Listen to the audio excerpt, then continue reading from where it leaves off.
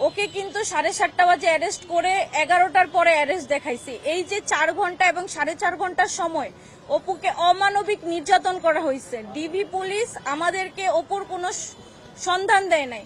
31 তারিখ রাত 11:30টার পর থেকে 7টা পর্যন্ত ওকে যে বন্দি করে রাখলো, ওইখানে ওর যে স্বীকারোক্তি নিল, এই স্বীকারোক্তিটা নিল কারা? এবং গোপীবাগ কার বাসা? গোপীবাগ কার বাসা? ইশরাক ভাইয়ের বাসা না? এবং অপুকে তো ইশরাক ভাইয়ের বাসার সামনে থেকেই ধরছে। অপুকে উনি হয়তোবা আইনি সহায়তা দেওয়ার কথা বলছিল, যে তুমি আমাকে শুধু একটা নাম বলবা, তোমার নাম একটা নাম বলবা, যে কোনো উপদেষ্টার একটা নাম বলবা, হয়তোবা আসিফ নয়তো নাহিদ, কারো একটা নাম বলবা যে এরা তোমাদেরকে দিয়ে চাঁদাবাজি করায়, তাইলেই হবে। তোমার যত রকমের হেল্প লাগে আমরা তোমাকে করব।